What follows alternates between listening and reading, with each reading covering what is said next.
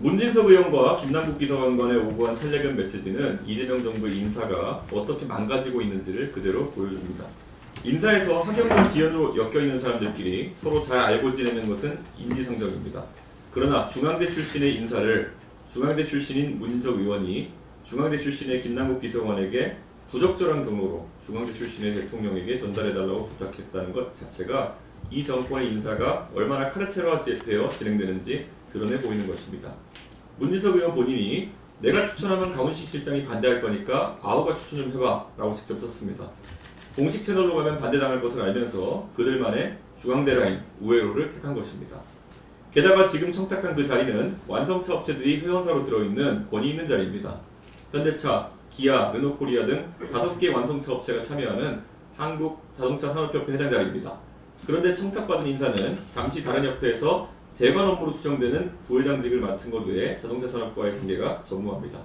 해당 협회는 원래 국내 굴지의 자동차 완성차 업체 임원 정도의 경력을 가진 분이나 산업부 관료로 해당 업무에 최소 정통한 분이 가는 자리입니다.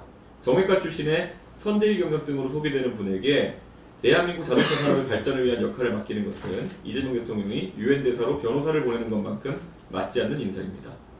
그리고 아무리 관행화되었다고 하지만 대통령실은 해당 협회에 대한 인사추천권이나 지명권이 없습니다.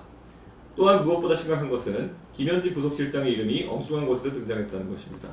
김남국 비서관은 훈식이 형이랑 현지 누나한테 추천할게요 라고 답했습니다. 김현지 부속실장은 28년간 이재명 대통령 곁을 지켜온 인물입니다. 대통령실 내부에서는 만사현통, 모든 일은 김현지를 통해야 한다는 말이 돈다고 합니다. 올해 7월에는 강선우 여성가족부 장관 후보자에게 직접 전화해서 사퇴 의사를 전달했다는 의혹까지 보도되었습니다. 김현지 부속실장이 국정에 광범위하게 개입되어 있다는 의혹을 받았을 때 총무비서관의 지위에서 질문을 받지 않기 위해 부속실장으로 자리를 옮긴 바가 있습니다. 자리를 옮겨 질문을 받지 않고 그보다 더 큰 권한을 휘두르고 있다는 것이 이번에 드러난 것입니다. 세상에서 가장 달콤한 것이 감시받지 않는 권력이고 그 감시받지 않는 권력에 도취되었던 비선실세들은 정권을 무너뜨렸습니다. 바로 최순실과 김건희입니다.